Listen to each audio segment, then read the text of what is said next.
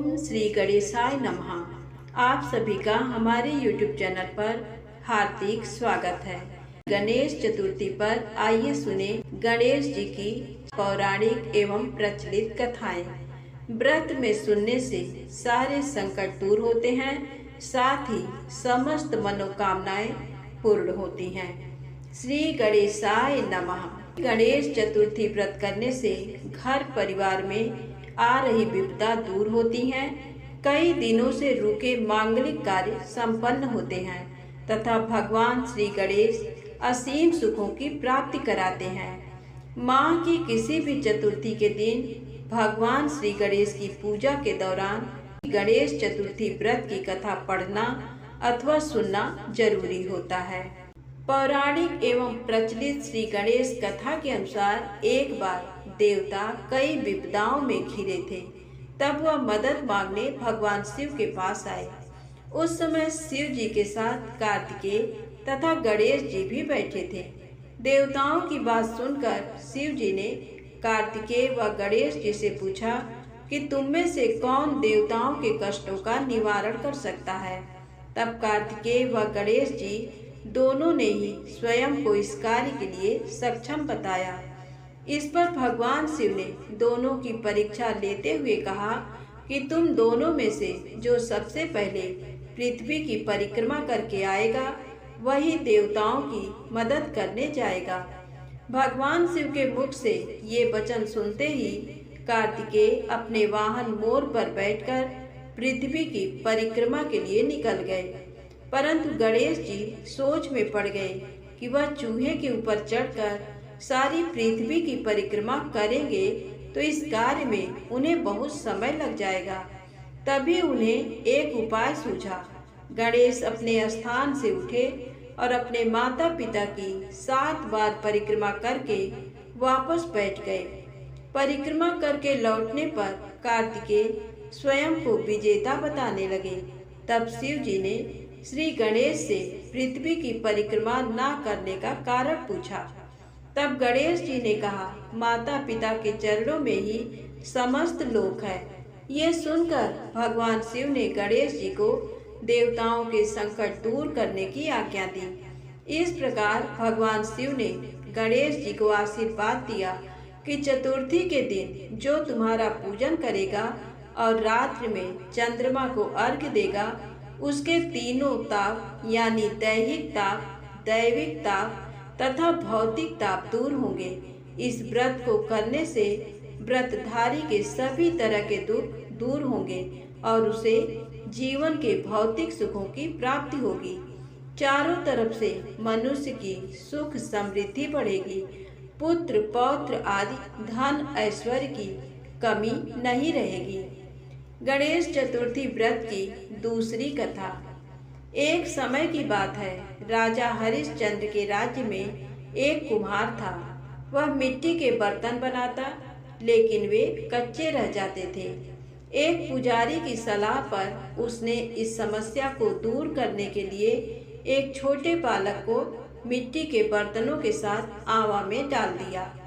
उस दिन चतुर्थी का दिन था। उस बच्चे की माँ अपने बेटे के लिए परेशान थी। उसने गणेश जी से बेटे की कुशलता की प्रार्थना की। दूसरे दिन जब कुम्हार ने सुबह उठकर देखा तो आवा में उसके बर्तन तो पक गए थे, लेकिन बच्चे का बाल बांका भी नहीं हुआ था। वह डर गया और राजा के दरबार में जाकर सारी घटना बताई। इसके बाद राजा ने उस बच्चे और उसकी माँ को बुलवाया तो माँ ने सभी तरह के विघ्न को दूर करने वाली चतुर्थी का वर्णन किया। इस घटना के बाद से महिलाएं संतान और परिवार के सौभाग्य के लिए चौथ का व्रत करने लगी। गणेश चतुर्थी की तीसरी कथा। एक समय की बात है कि विष्णु भगवान का विवाह लक्ष्मी जी के साथ सुनिश्चित हो गया। विवाह की तैयारी होने लगी। सभी देवताओं को निमंत्रण भेजे गए, परंतु गणेश जी को निमंत्रण नहीं दिया। कारण जो भी रहा हो, अब भगवान विष्णु की बारात जाने का समय आ गया। सभी देवता अपनी पत्नियों के साथ विवाह समारोह में आए। उन सब ने देखा कि गणेश जी कहीं दिखाई नहीं दे रहे हैं।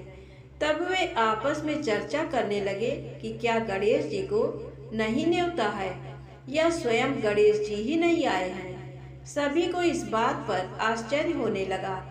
तभी सबने विचार किया कि विष्णु भगवान से ही इसका कारण पूछा जाए। विष्णु भगवान से पूछने पर उन्होंने कहा कि हमने गणेश जी के पिता भोलेनाथ महादेव को न्योता भेजा है। यदि गणेश जी अपने पिता के साथ आना चाहते तो आ जाते, अलग से न्योता देने की कोई आवश्यकता भी नहीं थी। दूसरी बात यह है कि उनको 1.25 मन मूंग, 1.25 मन चावल, 1.25 मन घी और 1.25 मन लड्डू का भोजन दिन भर में चाहिए। यदि गणेश जी नहीं आएंगे तो कोई बात नहीं, दूसरे के घर जाकर इतना सारा खाना पीना अच्छा भी नहीं लगता। इतनी वार्ता कर ही रहे थे कि किसी एक ने सुझाव दिया, यदि गणेश जी आ भी जाएं तो उनको द्वारपाल बनाकर बैठा देंगे कि आप घर की याद रखना। आप तो चूहे पर बैठकर धीरे धीरे चलोगे तो बारात से बहुत पीछे रह जाओगे। ये सुझाव भी सबको पसंद आ गया तो विष्णु भगवान ने भी अपनी सहमति दे दी। होना क्या था कि इतने में गणेश जी वहां आ पहुंचे और उन्हें समझा बुझाकर घर की रखवाली करने बैठा दिया। बारात चल दी। तब नारद जी ने देखा कि गणेश जी तो दरवाजे पर ही बैठे हुए हैं, तो वे गणेश जी के पास गए और रुकने का कारण पूछा। गणेश जी कहने लगे कि विष्णु भगवान ने मेरा बहुत अपमान किया है। नारद जी ने कहा कि आप अपनी मूषक सेना को आगे भेज दें तो वह रास्ता खोद देगी, जिससे उनके वाहन धरती में धंस जाएंगे। तब आपको सम्मान पूर्वक बुलाना पड़ेगा। अब तो गणेश जी ने अपनी मूषक सेना जल्दी से आगे भेज दी और सेना ने जमीन पोली कर दी। जब बारात वहां से निकली तो रथों के पहिए धरती में धंस गए। लाख कोशिश करें परंतु पहिए नहीं निकले। सभी ने अपने अपने उपाय किए परंतु पहिए तो नहीं निकले, बल्कि जगह जगह से टूट गए। किसी के समझ में नहीं आ रहा था कि अब क्या किया जाए। तब तो नारद जी ने कहा, आप लोगों ने गणेश जी का अपमान करके अच्छा नहीं किया। यदि उन्हें मनाकर लाया जाए तो आपका कार्य सिद्ध हो सकता है और ये संकट टल सकता है। शंकर भगवान ने अपने दूत नंदी को भेजा और वे गणेश जी को लेकर आए। गणेश जी का आदर सम्मान के साथ पूजन किया। तब कहीं रथ के पहिए निकले। अब रथ के पहिए निकल तो गए परंतु वे टूट फूट गए तो उन्हें सुधारे कौन। पास के खेत में खाती काम कर रहा था, उसे बुलाया गया। खाती अपना कार्य करने के पहले श्री गणेशाय नमः कहकर गणेश जी की वंदना मन ही मन करने लगा। देखते ही देखते खाती ने सभी पहियों को ठीक कर दिया। तब खाती कहने लगा कि हे देवताओं, आपने सर्वप्रथम गणेश जी को नहीं मनाया होगा और ना ही उनकी पूजन की होगी, इसीलिए तो आपके साथ ये संकट आया है। हम तो मूर्ख अज्ञानी हैं, फिर भी पहले गणेश जी को पूजते हैं, उनका ध्यान करते हैं। आप लोग तो देवतागण हैं, फिर भी आप गणेश जी को कैसे भूल गए। अब आप लोग भगवान श्री गणेश जी की जय बोलकर जाएं तो आपके सब काम बन जाएंगे और कोई संकट भी नहीं आएगा। ऐसा कहते हुए बारात वहां से चल दी और विष्णु भगवान का लक्ष्मी जी के साथ विवाह संपन्न करा के सभी सकुशल घर लौट आए। हे गणेश जी महाराज, आपने विष्णु जी को जैसो कारज सारियो ऐसो कारज सबको सिद्ध कर जो। बोलो गजानन भगवान की जय। श्री गणेश चतुर्थी व्रत की पौराणिक कथा के अनुसार एक बार भगवान शिव तथा माता पार्वती नर्मदा नदी के किनारे बैठे थे। वहां माता पार्वती ने भगवान शिव से समय व्यतीत करने के लिए चौपड़ खेलने को कहा। भगवान शिव चौपड़ खेलने के लिए तैयार हो गए, परंतु इस खेल में हार जीत का फैसला कौन करेगा, ये प्रश्न उनके समक्ष उठा। तो भगवान शिव ने कुछ तिनके एकत्रित करके उसका एक पुतला बनाकर उसकी प्राण प्रतिष्ठा कर दी और पुतले से कहा, बेटा, हम चौपड़ खेलना चाहते हैं, परंतु हमारी हार जीत का फैसला करने वाला कोई नहीं है, इसीलिए तुम बताना कि हम दोनों में से कौन हारा और कौन जीता। उसके बाद भगवान शिव और माता पार्वती का चौपड़ खेल शुरू हो गया। ये खेल 3 बार खेला गया और संयोग से तीनों बार माता पार्वती ही जीत गईं। खेल समाप्त होने के बाद बालक से हार जीत का फैसला करने के लिए कहा गया, तो उस बालक ने महादेव को विजयी बताया। ये सुनकर माता पार्वती क्रोधित हो गईं और क्रोध में उन्होंने बालक को लंगड़ा होने, कीचड़ में पड़े रहने का श्राप दे दिया। बालक ने माता पार्वती से माफी मांगी और कहा कि ये मुझसे अज्ञानतावश ऐसा हुआ है, मैंने किसी द्वेष भाव में ऐसा नहीं किया।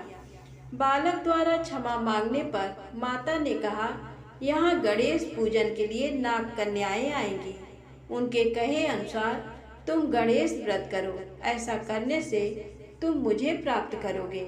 ये कहकर माता पार्वती शिव के साथ कैलाश पर्वत पर चली गईं। 1 वर्ष के बाद उस स्थान पर नाग कन्याएं आईं। तब नाग कन्याओं से श्री गणेश के व्रत की विधि मालूम करने पर उस बालक ने 21 दिन लगातार गणेश जी का व्रत किया।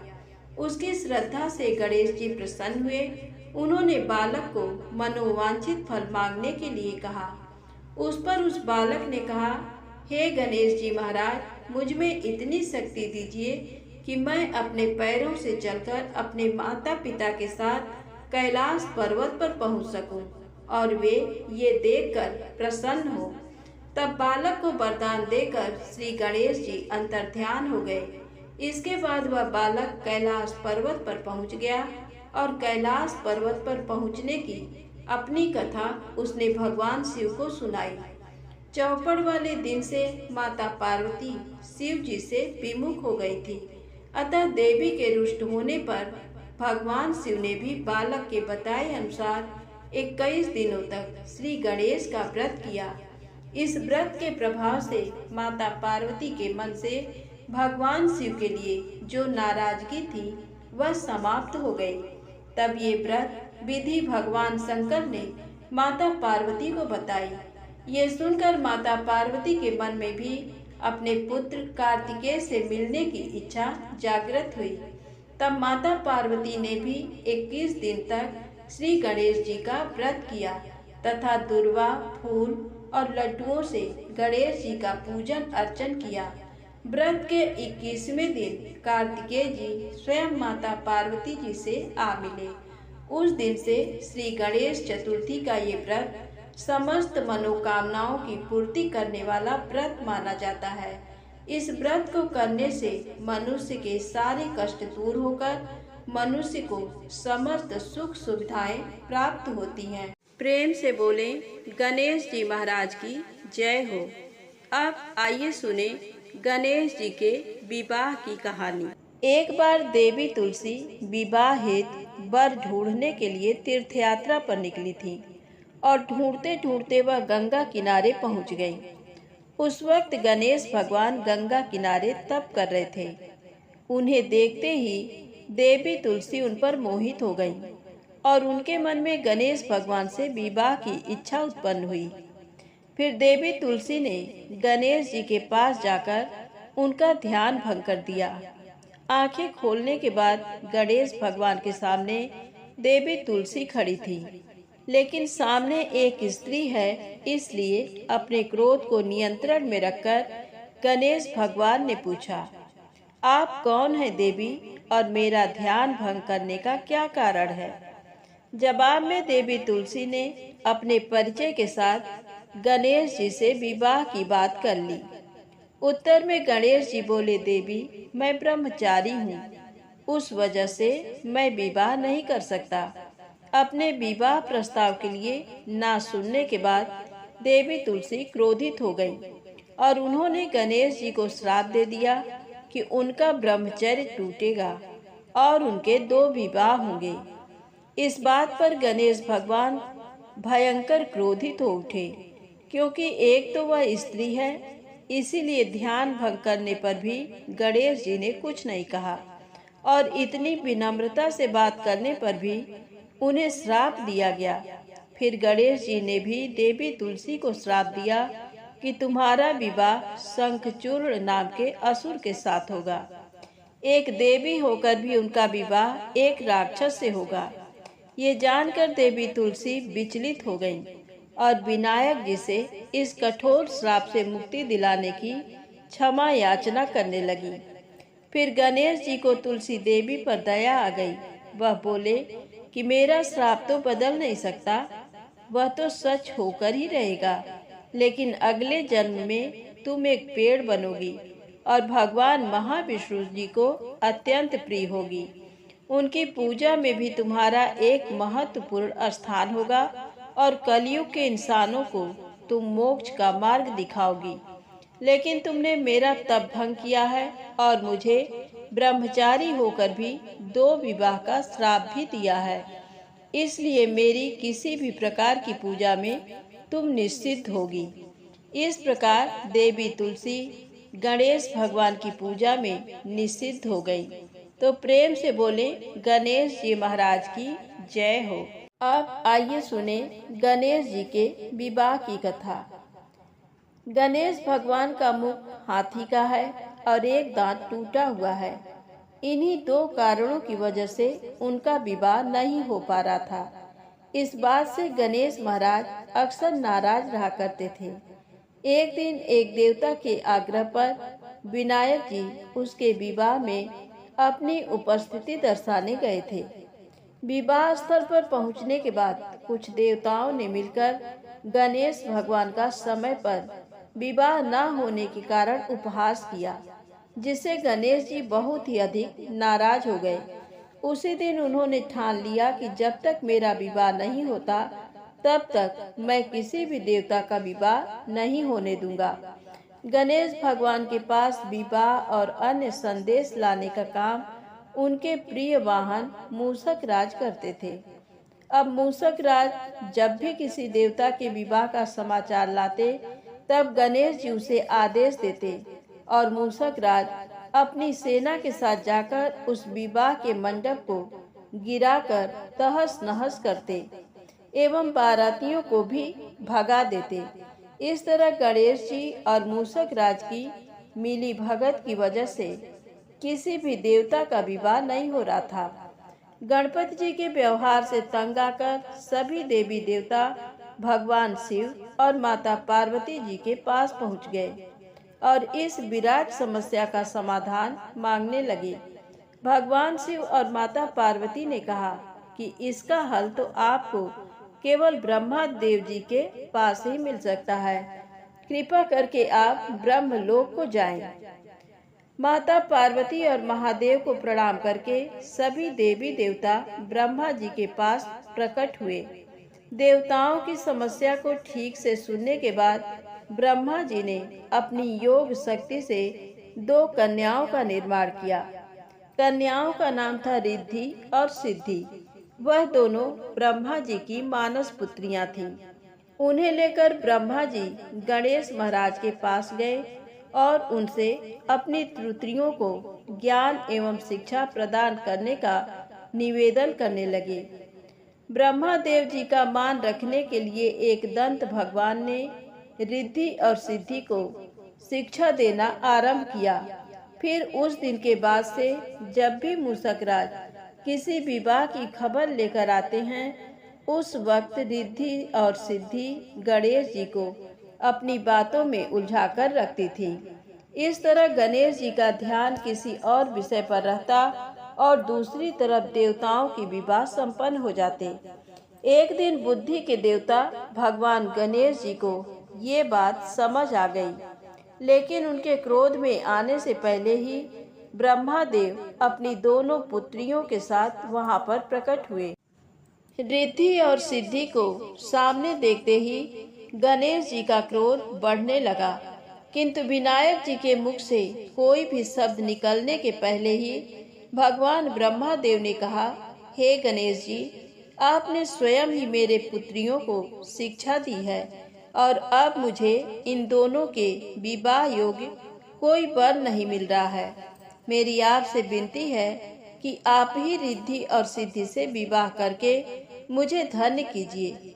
परमपिता ब्रह्मा देव जी की शांत वाणी सुनकर गणेश जी का क्रोध शांत हो गया और वह उस विवाह प्रस्ताव के लिए हंसी खुशी राजी हो गए।